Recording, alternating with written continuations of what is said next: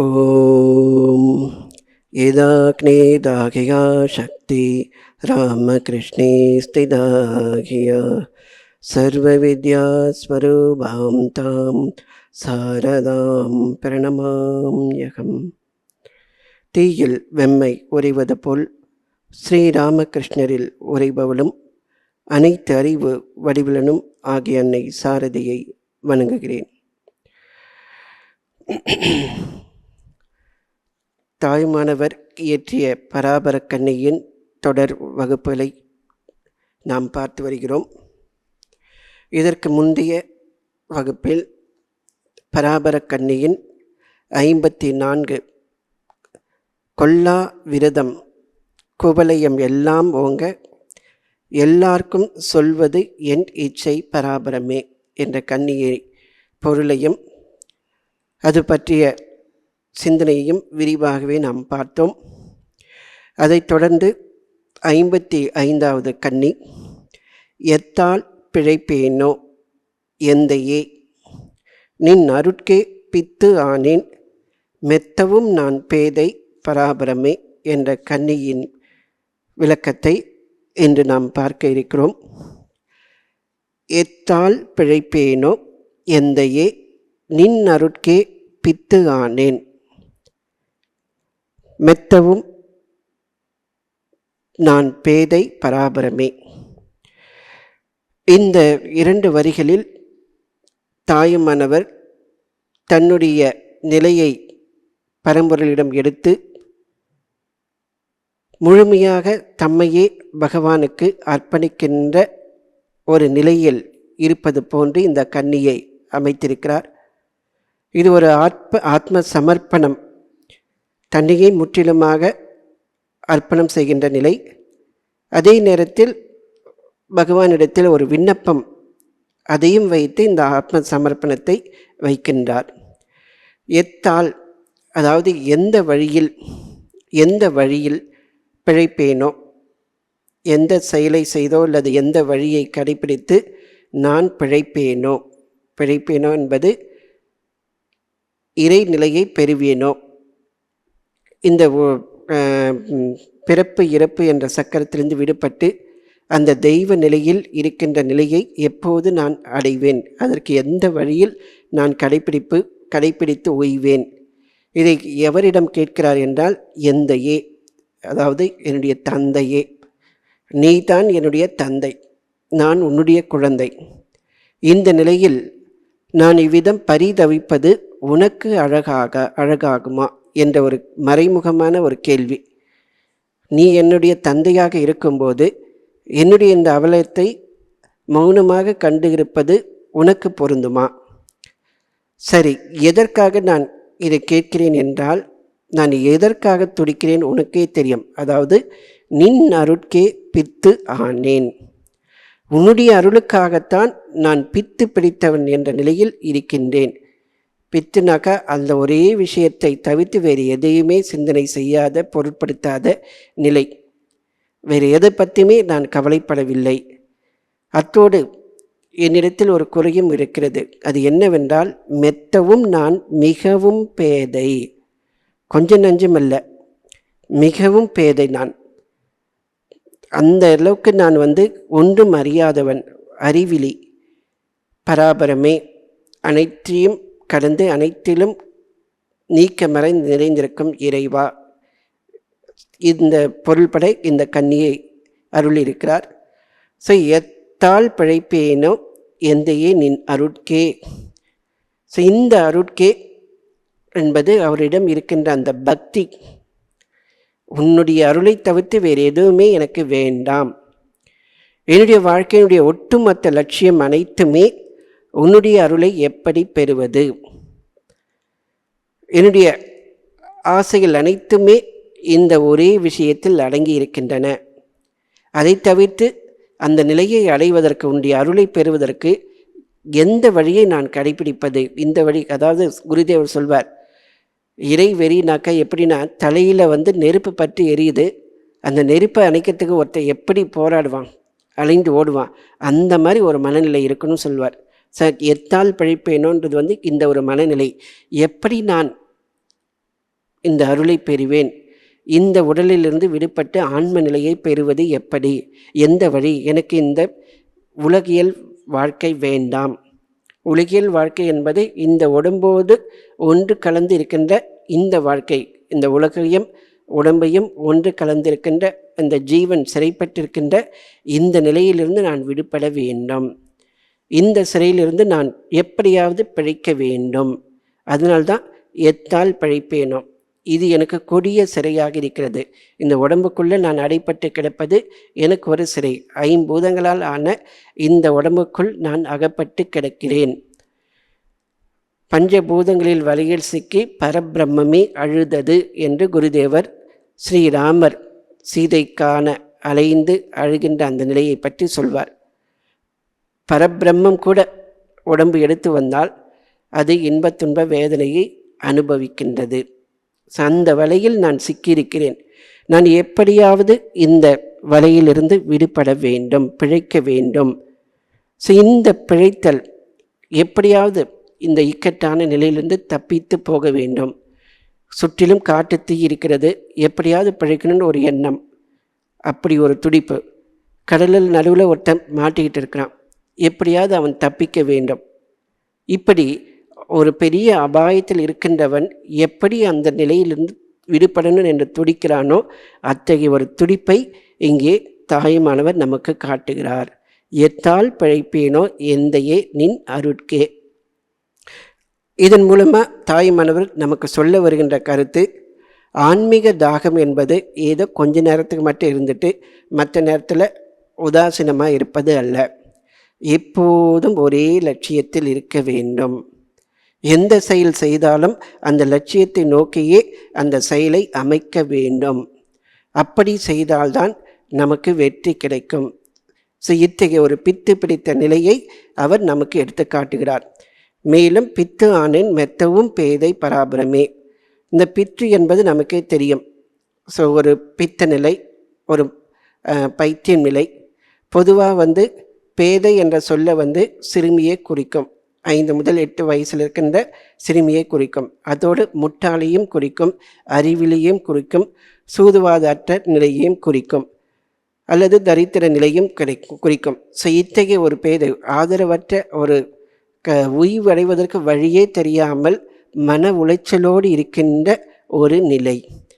இந்த நிலையில் இருந்து கொண்டு நான் பித்து பிடித்தவன் போன்று இருக்கிறேன்.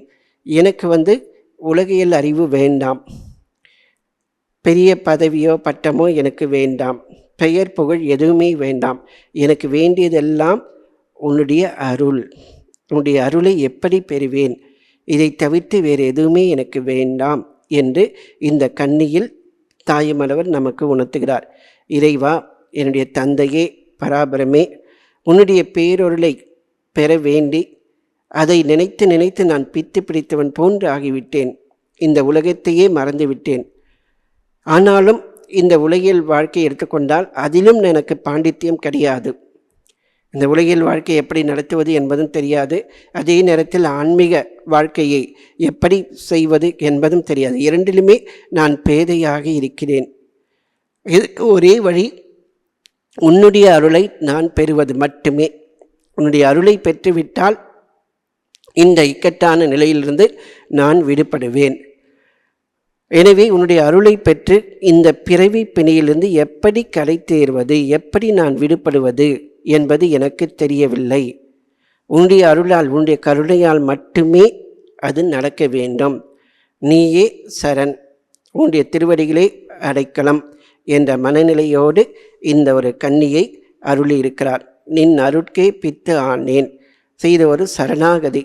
இந்த சரணாகதி எதுபோது வருகிறது என்றால், அனைத்துமே பயனற்றது. மனித துணை, மற்ற துணை எல்லாமே பயனற்றது. அடுத்ததாக நம்மிடம் இருக்கின்ற சக்திகள், அறிவு சக்தி, வலிமை சக்தி, புத்திசாலித்தூரியம், எதுவாக இருந்தாலும் சரி, எல்லாமே பலனற்றது. இந்த டிசம்பர் மாதம் ஒரு கட்டுரை ராமகிருஷ்ண விஜயத்தில் வந்திருக்கு, கையறு நிலை சொல்லி என்ற தலைப்பில். அதில் பார்த்தீங்கன்னா ஒரு மனிதனுக்கு கையறு நிலை, நிராதபாணியான நிலை, உதவியற்ற நிலை மனிதனுக்கு வருகின்றது. அத்தகைய நிலை வரும்போது அவருடைய வாழ்க்கை எப்படி மாற்றி அமைக்க முடியும்? ஒன்று, அந்த கையறு நிலை வந்தால் அவர்கள் மிகவும் நிராதன புண்ணும் கீழான நிலைக்கு, பரிதாபம் நிலைக்கு போகிறார்கள், அல்லது திருப்பு முனையாகவும் அமைந்து விடுகிறது. கையறு நிலைக்கு உச்சகட்டமாக திரௌபதி அந்த துகில் உரிக்கின்ற அந்த சருணத்தில் தன்னுடைய அரசி என்ற அந்தஸ்தையும் அவள் இழந்துவிட்டால், 5 கணவர்கள், உலகத்திலேயே 5 பெரிய மேதைகள் எல்லா துறையிலும், அவர்களுடைய உதவியும் அந்த நேரத்தில் கிடைக்கவில்லை.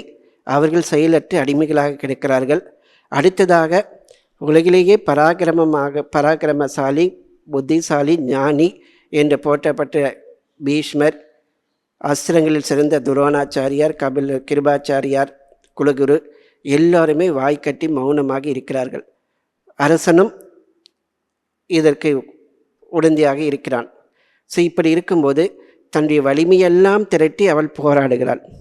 ஒன்றும் நடக்காத போது 2 கைகளையும் கூப்பி கிருஷ்ணா, மாதவா, கோவிந்தா சரணம் என்று சொல்லும்போது இறைவனுடைய அருள் அவனுக்கு கிடைக்கிறது. ஸோ அந்த ஒரு நிலை கையறு நிலை. ஸோ உன்னுடைய அருட்கே பித்தானேன், எனக்கு இந்த உலகத்திலே மற்றவருடைய துணை எதுவுமே எனக்கு பலனை அறுக்காது. யாருமே என்னுடைய இறுதி நேரத்தில் வரமாட்டார்கள். அந்த நிலையில் உதவி செய்யக்கூடியவர்கள் யாருமே கிடையாது.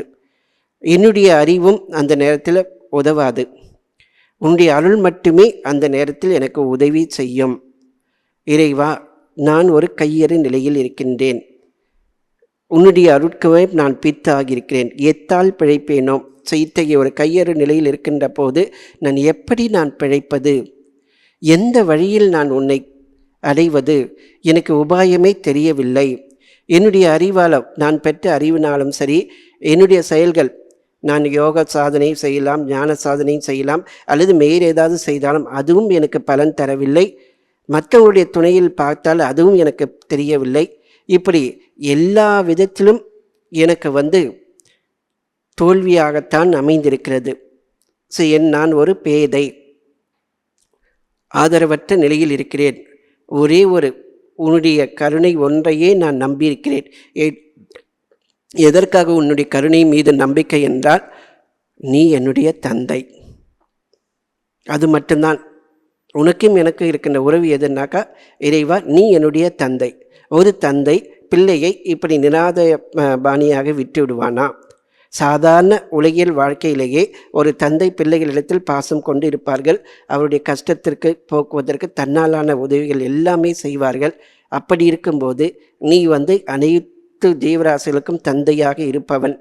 ஒரு பிறவியில் மட்டுமல்ல, வருகின்ற பிறவி அனைத்துக்குமே நீதான் தந்தை. அப்படி இருக்கும்போது என்னை இந்த நிலையில் இருக்கும்படி நீ விட்டு விடுவது உனக்கு அழகாகுமோ என்ற பொருள்பட இந்த பக்தி நிலையில், சரணாகதி நிலையில் அவர் இந்த ஒரு கன்னியை ஏற்றிருக்கிறார். இந்த ஒரு நிலையை காட்டுகிறார். அடுத்ததாக வேதாந்த நிலையில் எடுத்துக்கொண்டாலும் இந்த காண்கின்ற அனைத்துமே நிலையற்றது, எல்லாமே மடியக்கூடியது, இந்திரஜாலம் போன்று கனவு போன்றது. ஆன்மா மட்டுமே உண்மை, அந்த பரம்பொருள் மட்டுமே உண்மை. அந்த பரம்பொருளை நான் எப்படி அறிவது? சாஸ்திரங்கள் அனைத்தினுடைய சாரம் பிரம்மம் சத்தியம் ஜெகத் மித்யை. இந்த உலகம் ஜெகத் மித்யை போன்றது. அப்படி இருக்க உன்னை நான் எப்படி அறிவது? அந்த சச்சிதானந்தத்தை எப்படி பெறுவது? இந்த ஆன்ம நிலையில் எடுத்துக்கொண்டாலும் சரி, இல்லை பக்தி என்ற நிலையில் எடுத்துக்கொண்டாலும் சரி, எனக்கு அந்த போதிய தகுதி இல்லை. உன்னை அடைவதற்கான தகுதி, திறமை என்னிடத்தில் இல்லை. அதனால தான் எத்தால் பிழைப்பேனோ என்ற ஒரு கேள்வி, என்ற ஒரு தேடுதல், அதை நான் உன்னிடத்தில் வைக்கிறேன். அதுவும் ஒரு பித்து பிடித்த நிலையில் நான் அலைந்து கொண்டிருக்கிறேன். உன்னை அடைவதற்கான மார்க்கம் எது என்று தெரியவில்லை. எந்த மார்க்கத்தில் சென்றால் உன்னை அடையலாம்? சரியை, கிரியை, யோகம், ஞானம், அல்லது கர்மயோகம், பக்தி யோகம், ஞான யோகம், ராஜயோகம், அல்லது வேறு எது மார்க்கம் இருந்தால் அதையெல்லாம் நான் செய்து பார்க்கிறேன். ஆனால் அவற்றை செய்து முடிப்பதற்கான போதிய தகுதி, திறமை என்னிடம் இருப்பதாக தெரியவில்லை. நிச்சயமாக அந்த மார்க்கத்தில் சென்றால் ஓய்வு உண்டு, அதில் எந்த சந்தேகமும் கிடையாது. ஆனால் அந்த மார்க்கத்தை கடைப்பிடிப்பதற்கான சக்தி என்னிடத்தில் இல்லை. அப்படி இருக்கும்போது, இறைவா, நீதான் என்னை கடை தேற்ற வேண்டும். நான் ஒரு பேதை, நீதான் அறிவை வடிவானவன், ஞானமே வடிவானவன். அப்படி இருக்கும்போது என்னை இவ்விதம் கைவிட்டு விடாதே. என்னுடைய பலவீனத்தை உன்னிடத்தில் மொத்தமாக கொட்டிவிட்டேன். அடுத்ததாக எனக்கு வேறு எந்த ஆசையும் இல்லை. உலகியலில் இதை பெற வேண்டும், இதை அடைய வேண்டும், இத்தனை நாள் நான் வாழ வேண்டும், அப்படி என்ற ஒரு ஆசை எதுவுமே இல்லை. ஒரே ஒரு ஆசை, உன்னை அடைவது எப்படி? ஒரே ஒரு பித்து, உன்னுடைய திருவடியை அடைக்கின்ற அந்த பித்து. இந்த ஒரு பித்து பிடித்த ஒரு நிலையில் நான் அலைந்து கொண்டிருக்கிறேன். இறைவா, என்னை காத்தருள்வாய் அப்படின்ற ஒரு பொருள்படை இந்த கன்னியை ஏற்றிருக்கிறார். நாம் வாழ்க்கை என்று சொல்கிறோம், வாழ்ந்து கொண்டிருக்கிறோம். உண்மையிலேயே நாம் நிஜமாகவே வாழ்ந்து கொண்டிருக்கிறோமா? ஒரு நல்ல வாழ்க்கையை நாம் நடத்தி கொண்டிருக்கிறோமா? வாழ்க்கை என்பது தன்னை உணர்ந்த அந்த கணம். நான் யார்? எனக்கும் இந்த உலகத்திற்கும் உள்ள தொடர்பு என்ன?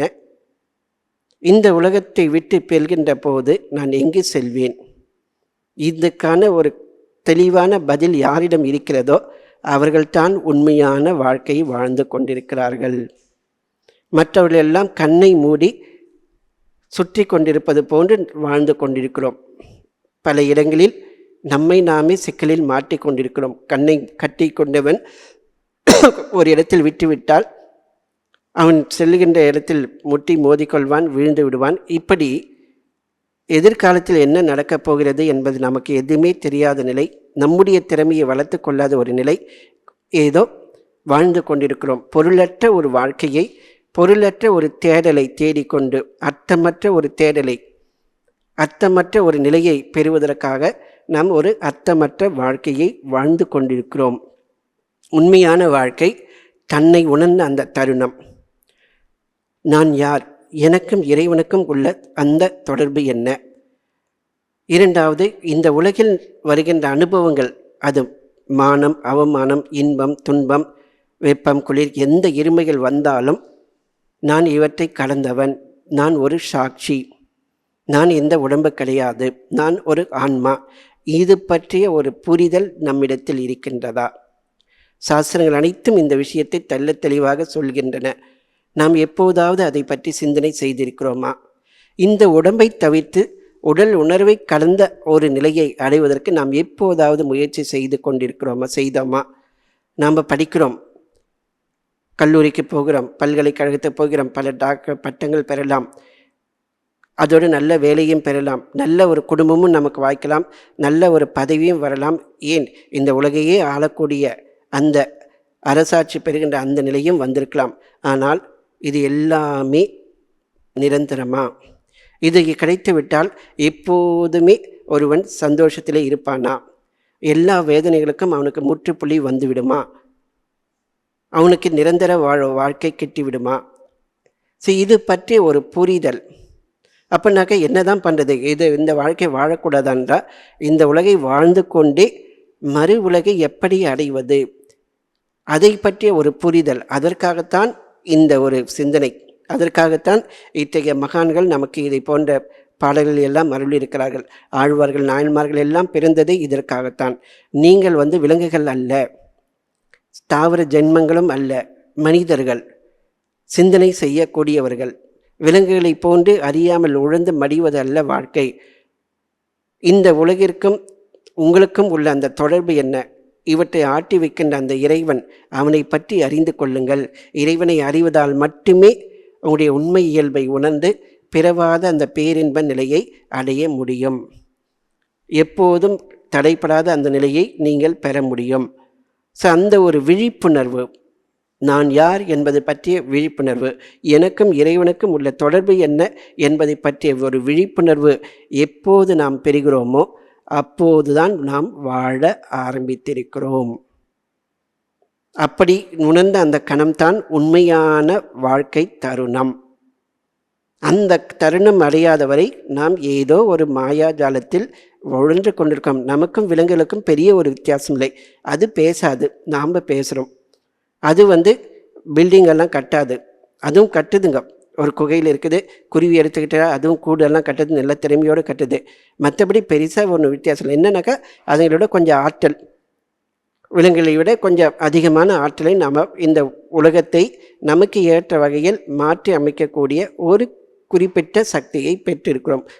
அதாவது நமக்கு வேண்டிய அந்த வீடு கட்டிக்கொள்வது, நாம் வேண்டிய இடத்திற்கு செல்வதற்கான அந்த வாகனம், இது போன்ற ஒரு சில விஷயங்களில் நாம் சக்தியை பெற்றிருக்கிறோம். இதை தவிர்த்து பெரியதாக இல்லை. நாமே நினைச்சாலும் பறக்க முடியாது, நாமே நினைச்சாலும் கீழே விழுந்தாலும் விழாமல் இருக்க முடியாது, நாமே நினைச்சாலும் நோயிலிருந்து தப்பிக்க முடியாது, நாமே நினைச்சாலும் முதுமை அடைவதிலிருந்து தப்பிக்க முடியாது. இது எல்லாமே நம்மை மீறி ஏதோ ஒன்று இயக்கி கொண்டிருக்கிறது. இந்த இயக்குகின்ற அந்த சக்தி என்ன, எனக்கும் அந்த சக்தியும் உள்ள தொடர்பு என்ன, இதை பற்றிய ஒரு கேள்வி எப்போது நமக்கு வருகிறதோ அப்போதுதான் ஆன்மீகம் என்பது பற்றிய ஒரு அறிந்து கொள்கின்ற ஒரு பக்குவத்திற்கு வருகிறோம். உண்மையான கேள்வி அப்போது தான் வருகிறது. ஆன்மீகம் பற்றிய உண்மையான கேள்வியே அப்போது வருகிறது என்றும்போது அதை அடைவதற்கான மார்க்கத்தை இன்னும் நாம் பெறவில்லை.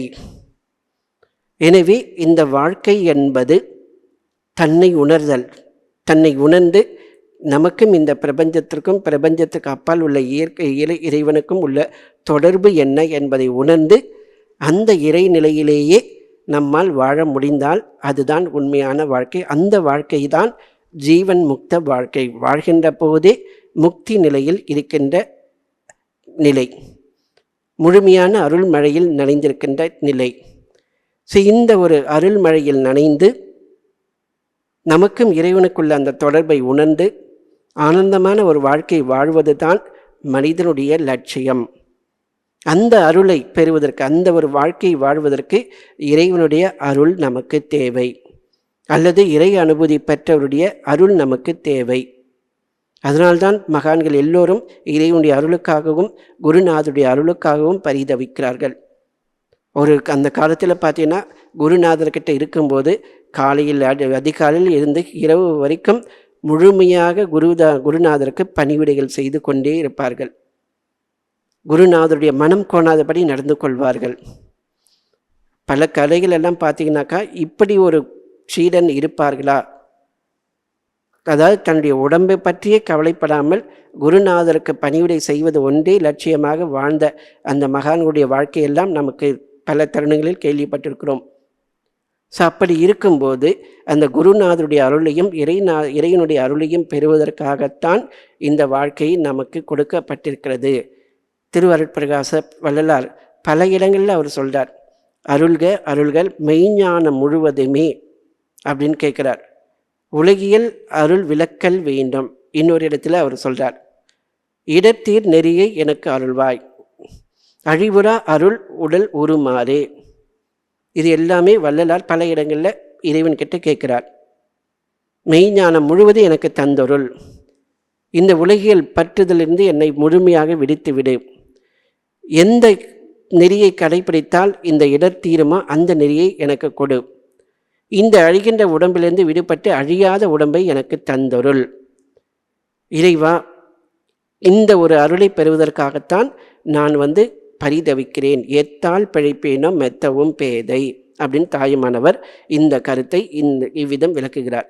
நான் எந்த வழியில் நான் உய்வடைவேன், எப்படி நல்வாழ்வை நான் வாழ்வேன்? சித்பவானந்தர் இந்த கண்ணிக்கு ஒரு விளக்கம் சொல்றார். ஒரு இக்கட்டான சூழ்நிலை அர்ஜுனனுக்கு வருகிறது. அது என்னன்னாக்கா, தன்னுடைய பாட்டனாரை, குருவை, தன்னுடைய உற்றார் உறவினர்கள் எல்லாம் எதிர்த்து போரிடக்கூடிய ஒரு செயலை அவன் செய்ய வேண்டும். அதை கிருஷ்ணர் தூண்டுகிறார். ஆனால் அப்படி செய்து முடித்த பிறகு அவன் பாவியாகவில்லை. அவன் அந்த செயலை செய்வதற்கு முன்பு அவன் ஒரு பேதையாக இருந்தான். தான் இவர்கள் எல்லாம் கொன்றுவிட்டால் பாவியாகி விடுவேன், நான் நரகத்தில் துன்பப்படுவேன், ஒருவேளை வெற்றி அடைந்து விட்டால் அவருடைய இரத்தத்தை சாப்பிட்டதற்கு நிகரான ஒரு பாவத்தில் நான் இருப்பேன் என்றெல்லாம் அர்ஜுனன் அர்ஜுன விஷாத யோகத்தில் சொல்கிறாப்படி. ஆனால் அந்த ஞானோபதேசம் பெற்ற பிறகு நான் ஒரு கருவி. கிருஷ்ணர் விஸ்வரூப தரிசனத்தை சொல்கிறார், நான் இவர்கள் அனைவரையும் கொன்று விட்டேன், நீ நிமித்த மாத்திரமாக இரு, போர் செய், புகழை பெறு, எழுந்திரு அப்படின்னு சொல்கிறார். அவருக்கு அந்த பகவத்கீதையில் எல்லா மார்க்கத்தையும் அவர் சொல்கிறார். கர்ம யோகத்தையும் சொல்கிறார், ராஜ யோகத்தையும் தியான யோகத்தையும் சொல்கிறார், ஞான யோகத்தை பற்றியும் சொல்கிறார், பக்தி யோகத்தையும் பற்றியும் சொல்கிறார். 4 யோகங்களுடைய ஒரு ஒருங்கிணைப்பு தான் பகவத்கீதை. ஸோ இப்படி அர்ஜுனனுக்கு அந்த வித்தையை சொல்லி கொடுத்து அவன் அந்த ஒரு யோக நிலையில் இருந்தபடி தான் அந்த போரை அவனால் திறம்பட செய்ய முடிந்தது. ஆனால் அந்த செயலை செய்வதற்கு முன்பு ஒரு பித்து பிடித்த நிலையில் இருந்தான். எப்படி நான் இந்த செயலை செய்வது, எப்படி நான் இவர்களை கொள்வது, இந்த ஒரு மயக்கத்தில். ஸோ அந்த ஒரு மயக்கத்தில் தான் நாமளும் இருக்கிறோம். இறைவனை எப்படி அடைவது, அதாவது அருள்தாகம் கொண்டவர்கள், அருள்தாகம் இல்லாமல் வாழ்கின்ற எல்லோருமே இருக்கிறார்கள். ஆனால் அருள்தாகம், உண்மையான அருள்தாகம் பெற்றவர்கள், எப்படி நான் அருளை பெறுவேன், எப்படி நான் இந்த உடம்பாகிய கூற்றிலிருந்து விடுபடுவேன், பந்த பாசங்களிலிருந்து விடுபடுவேன், அந்த ஒரு பித்து எனக்கு இருக்கின்றது.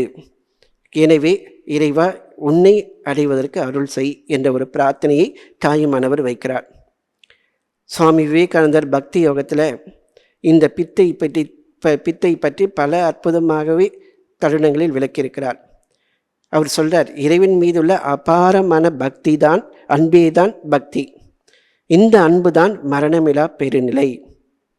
இந்த உண்மையான அன்பை, பிரேமையை அடைந்தவன் முழுமையான திருப்தி. திருப்தினாக்கா இப்போ நாம் பசியோடு இருக்கிறோம், சாப்பிட்ட பிறகு ஒரு திருப்தி இருக்குது, அது தற்காலிகமான திருப்தி.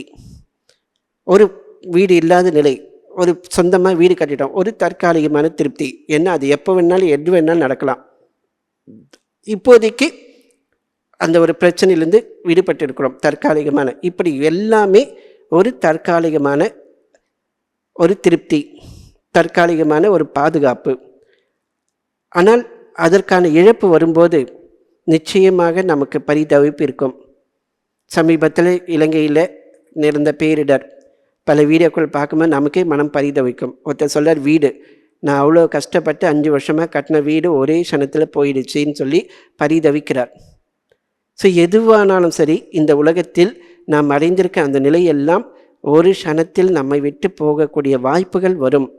இந்த உடம்பும் சரி, நாம் பெற்றிருந்த அந்த உடைமைகளும் சரி, அந்தஸ்தும் சரி, எல்லாமே போய்விடும்.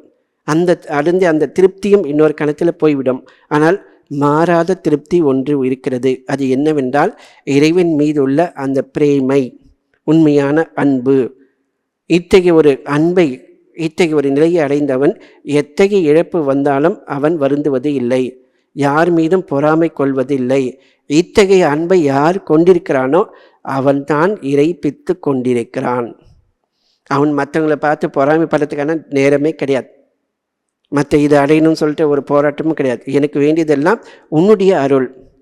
அவர் சுவாமிஜி சொல்கிறார், இந்த உலகம் பார்த்தீங்கன்னா ஒரு பைத்தியக்கார விடுதி. எல்லா மனிதர்களும் பைத்தியங்கள் தான். சிலருக்கு பணத்தின் மீது, சிலருக்கு பெண்கள் மீது, சிலருக்கு பெயரிலும் புகழிலும் மீது, சிலருக்கு கடவுள் மீது. இதில் நான் கடவுள் மீது பைத்தியமாக இருக்கவே விரும்புகிறேன். இந்த ஒரு உபதேசங்கள் எல்லாமே சுவாமி விவேகானந்தர் ஆன்மீக சிந்தனைகள் தமிழில் இருக்குது.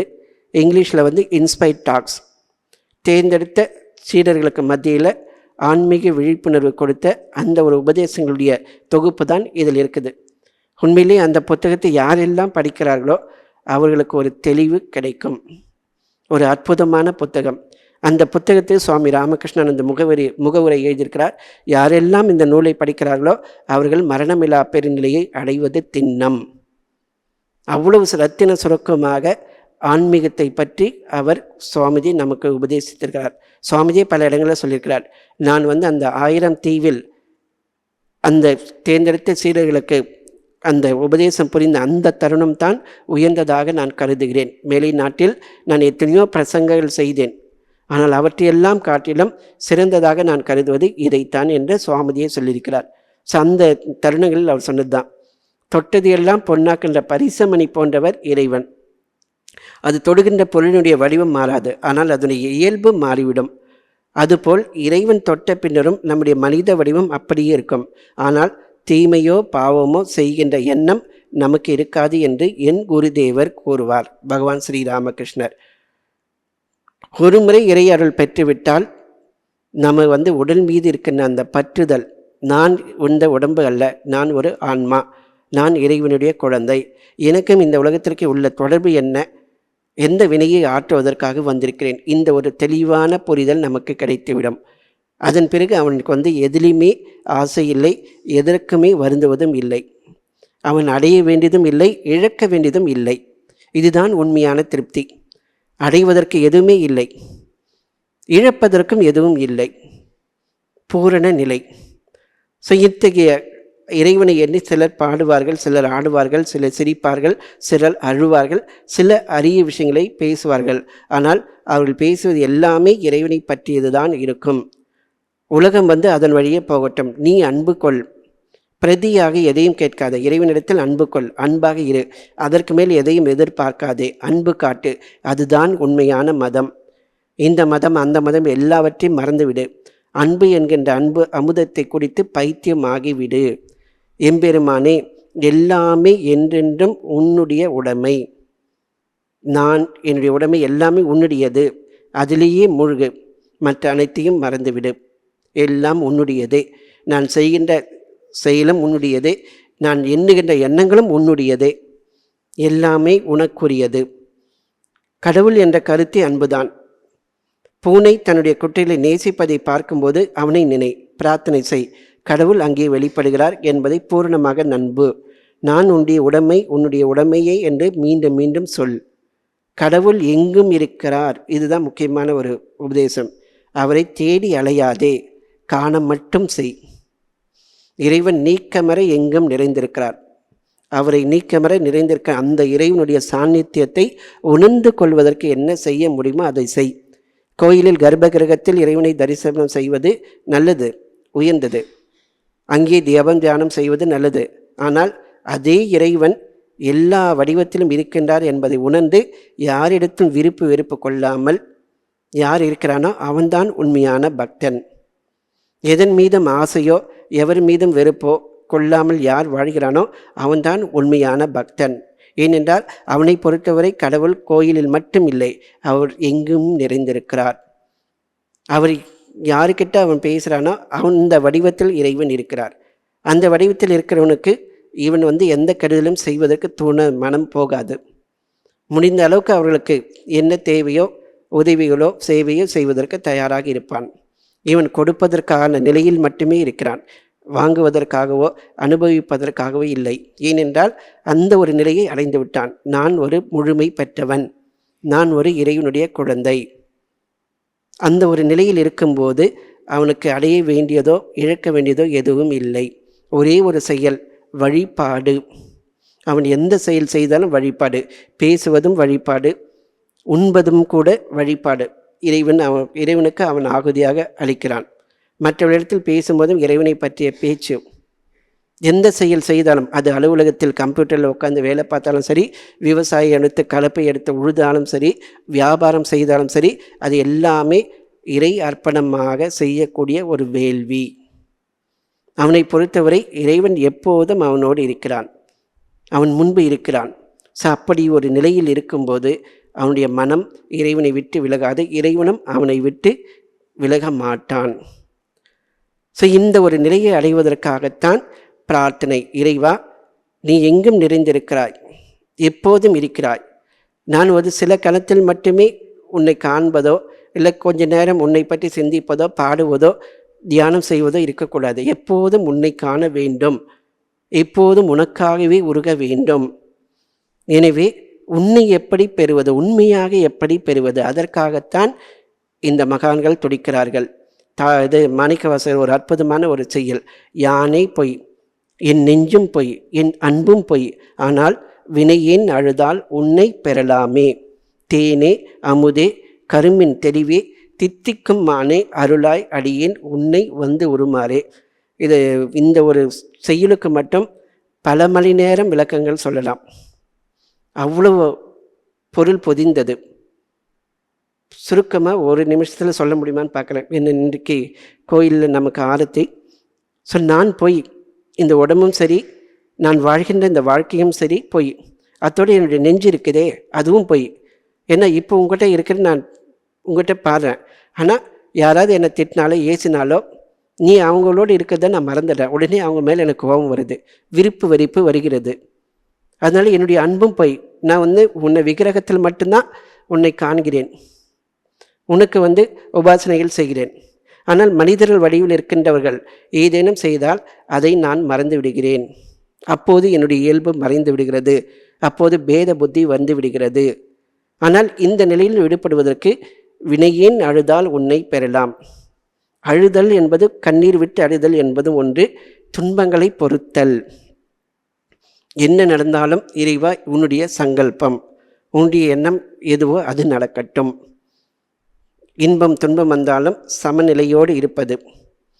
உடம்பு சரியில்லாமல் இருக்கும், மருந்துகள் சாப்பிடணும், அதே நேரத்தில் இறைவா நான் உன்னை எவ்வளோ காலமாக வழிபடுகிறேன், எனக்கு எதுக்கு இந்த வியாதி கொடுத்தேன்னு திட்ட மாட்டோம். இந்த வியாதி நீ கொடுத்துருக்கிற, நீ என்கிட்ட விளையாடுற, இந்த வியாதியின் மூலமாக நீ என்கிட்ட விளையாடுற, எவ்வளோ விளையாடமோ விளையாடிக்கோ. அமைதியாக சாட்சியாக இறைவன் நடத்துவதை பார்த்து கொண்டிருப்பது, இதுவும் அழுதல். பொறுத்தல் என்பதும் அழுதல். ஏனென்றால் தேன் என்றால் அது ஒரு மருந்து. நீ பிறவி பிணிக்கு மருந்தாக இருப்பவன். இந்த உலகியல் வாழ்க்கைக்கு எத்தகைய துன்பம் வந்தாலும் அந்த துன்பத்தை போக்கக்கூடிய தேன் போன்று மருந்தாக இருப்பவன். அடுத்தது அமுது, தேவர்களுடைய அமுது, அந்த பிறவாத நிலைக்கு இருக்கின்ற அந்த நிலையையும் தருபவன். அடுத்தது கருமின் தெளிவு. இந்த தேனும் அமுதும் பார்த்திங்கன்னா அந்த நேரத்தில் நல்லாயிருக்கும். அமுது கூட தேவநிலை எவ்வளோ காலம் இருக்குதோ அவ்வளோ காலம்தான் இருக்க முடியும். ஆனால் தெளிவு, ஆன்ம நிலை, உனக்கும் எனக்கும் உள்ள அந்த தெளிவு, அதை நான் பெற முடியாது. நீ அருளால்தான் அந்த தெளிவை நான் பெற முடியும். நானும் நீயும் என்கின்ற அந்த ஒரு உயர்ந்த நிலை, அந்த ஒரு ஞான நிலை, நீ அழுதால்தான் நான் பெற முடியும். அத்தகைய ஒரு அருளை, உனக்கும் எனக்கும் உள்ள தொடர்பை உணர்ந்து கொள்கின்ற அந்த அருளை, அந்த உணர்ந்து அனுபவிக்கின்ற அந்த நிலையை எனக்கு அருள்வாய் என்று மாணிக்கவாசகர் பிரார்த்தனை செய்கிறார். அந்த பித்து பிடித்த நிலையை பற்றி நாம் சொன்னோம். அற்புதமாக திருநாவுக்கரசர் ஒரு பாடல் பாடியிருக்கிறார். அது பலருக்கு தெரிந்திருக்கிறோம். இறை பித்து வந்தால் எப்படி ஒருத்தருடைய நிலை என்பதை பற்றி அற்புதமாக படம் பிடித்து அவர் இந்த ஒரு செய்யுளில் அருளியிருக்கிறார். முன்னம் அவனுடைய நாமம் கேட்டாள், மூர்த்தி அவன் இருக்கும் வண்ணம் கேட்டாள், பின்னை அவனுடைய ஆரூர் கேட்டாள், பெம்மான் அவனுக்கே பிச்சி ஆனாள், அன்னையும் அத்தனையும் அன்றே நீத்தாள், அகன்றாள் அகலிடத்தார் ஆச்சாரத்தை, தன்னை மறந்தால் தன் நாமம் கேட்டால், தலைப்பட்டால் நங்கை தலைவன் தாளே. ஒரு மதத்தை, அதாவது ஒரு ஆன்மீக சாதகர் இறைவனை அடைவதற்கான அந்த ஒரு படிநிலைகளை அற்புதமாக தெல்ல தெளிவாக ஒரு செய்யுளில் திருநாவுக்கரசர் விளக்கி விடுகிறார். இறைவனுடைய நாமத்தை கேட்டவுடனேயே அவளுக்கு ஈர்ப்பு வந்துவிட்டது. குருநாதர்கிட்டேருந்து தீட்சை பெற்ற உடனேயே இறைவன் பால் ஈர்ப்பு வந்துவிட்டது. அந்த இறைவன் எப்படி இருப்பார், அவனுடைய இயல்பு என்ன, இதை பற்றி அவள் கேட்கின்றாள். கேட்பது என்பது ஆன்மீக சாதனைகள் செய்வது. அந்த ஆன்மீக சாதனைகள் எப்போதும் செய்து அவனுடைய இருப்பிடம், பின்னை அவனுடைய ஆரூர் கேட்டாள். அவனுடைய இருப்பிடம் என் அகத்திலேயே இருக்கிறது. திருவாரூரிலும் இருக்கிறான், ஆனால் உண்மையில் என்னுடைய அகத்திலும் இருக்கிறான். ஸோ பெம்மான் அவனுக்கே பிச்சு ஆனாள். நான் வாழ்வது, இதுவரைக்கும் வாழ்வது என்பது எல்லாமே என்னுடைய மனத்துக்காக வாழ்ந்து கொண்டிருக்கிறேன், அற்பமான புத்திக்காக வாழ்ந்து கொண்டிருக்கிறேன். ஆனால் உண்மையான இறைவனுக்காக வாழ்கின்ற ஒரு நிலை, மனத்தையும் புத்தியையும் சித்தத்தையும் கடந்து இறைவனிடத்தில் தன்மயம் ஆகின்ற அந்த ஒரு நிலை, அந்த உடல் உணர்வை கடந்த நிலை. அந்த உடல் உணர்வை கடந்த பிறகு நான் அந்த உடம்பே கடந்து போகும்போது உற்றார் உறவினருக்கும் நான் உள்ள அந்த தொடர்பு பற்றி அவனுக்கு தெரியுமா? அன்னையினுடைய தொடர்போ இல்லை அத்தனையும் அன்றே நிற்த்தாள். அப்போவே அவளுக்கு அந்த பந்த பாசம் அருந்து விட்டது. அகன்றார் அகலிடத்தார் ஆச்சாரத்தை, ஆச்சாரம், காலையில் எழுந்துக்கிறது, குளிக்கிறது, சாப்பிடுவது, கடமைகளை செய்வது, இது எல்லாமே அவனை விட்டு போய்விட்டது. ஒன்ஸ் அந்த சமாதி நிலை கைகூடிய பிறகு, உடம்புக்கும் அவங்களுக்குள்ள தொடர்பு வந்த பிறகு எல்லா வினைகளும் அவர்களை கடமைகளும் அகன்றுவிடும். கர்மாதீத நிலை, கர்மங்களை கடந்த நிலை. தன்னை மறந்தாள், தன் நாமம் கேட்டாள், தான் யார் என்பதை மறந்து விட்டாள். அவள் பைத்தியம் மாதிரி போயிட்டு இருக்கிறா. திருவாரூர்னு சொல்லி உடனே கூப்பிட்றாங்க, ஓ சிவகாமி அப்படின்னு கூப்பிட்றாங்க. அப்புறமா அவள் கேட்குறாள், சிவகாமியா யார் அது? தன்னுடைய நாமத்தை அவள் கேட்குறாள். மீன்ஸ் அந்த ஒரு தேக நிலை, தேகத்துக்கும் தனக்கும் உள்ள அந்த நிலை என்பது உண்மையில் இல்லை. நான் அந்த மாதிரி இருந்தது தான் பித்தான நிலை. உண்மையான விழிப்புணர்வு வந்த பிறகு தடைப்பட்டால் நங்கை தலைவன் தாளே, முழுமையாக இறைவனுக்கு ஆட்பட்ட பிறகு இந்த உடம்புக்கும் இந்த உலகுக்கும் கட்டி பிணைத்திருக்கின்ற அந்த பந்தங்கள் ஒருவனை விட்டு விலகி விடுகின்றன. அவன் முக்தனாகின்றான். எப்போதும் அந்த பரம்பொருளிலேயே இன்புற்று இருக்கின்றான். அத்தகைய ஒரு நிலையை நான் பெற வேண்டும். அந்த ஒரு நிலையை அடைவதற்காகத்தான் நான் இந்த ஒரு பிரார்த்தனை. எத்தால் பிழைப்பேனோ எந்தையே நின் அருட்கே பித்து ஆனேன், மெத்தவும் நான் பேதை பராபரமே என்று தாயுமானவர் இந்த கன்னியில் அருளி இருக்கிறார். ஸோ தாயுமானவருடைய இந்த கன்னியை பற்றி இன்னும் நன்கு சிந்தனை செய்து தினசரி வாழ்க்கையை எவ்விதம் இறைவனுக்கு அர்ப்பணம் செய்து அவனுக்காக எப்படி வாழ்வது, அவனை அடைவதற்காக எப்படி மனத்தையும் புத்தியையும் ஒருமுகப்படுத்துவது, இது போன்ற விஷயங்களில் நாம் மனதை செலுத்தி அவனுடைய அருளை பெற்று அவர்கள் பெற்ற அந்த பேரின்பத்தை நாமும் பெற வேண்டும் என்ற ஒரு பிரார்த்தனையோடு இன்று இந்த நிலையில் பூர்த்தி செய்கிறோம். வரும் வாரம் ஜனவரி 1 அன்றைய தினம் இன்று இங்கே நம்ம மடத்தில் கல்பதரு உற்சவம் நடக்கும். அதனால் வரும் வாரம் வகுப்பு இருக்காது. அடுத்த வாரம் இதனுடைய தொடர்ச்சி 56வது கன்னி. வாயினால் பேசா மௌனத்தை வைத்து இருந்தும் தாயிலார் போல் நான் தளர்ந்தேன் பராபரமே என்ற கண்ணினுடைய பொருளை அடுத்த வியாழன் அன்று நாம் பார்க்கலாம். ஓம் சாந்தி சாந்தி சாந்தி. ஹரி ஓம் தத்சத். ஸ்ரீராமகிருஷ்ணார்பணமஸ்து.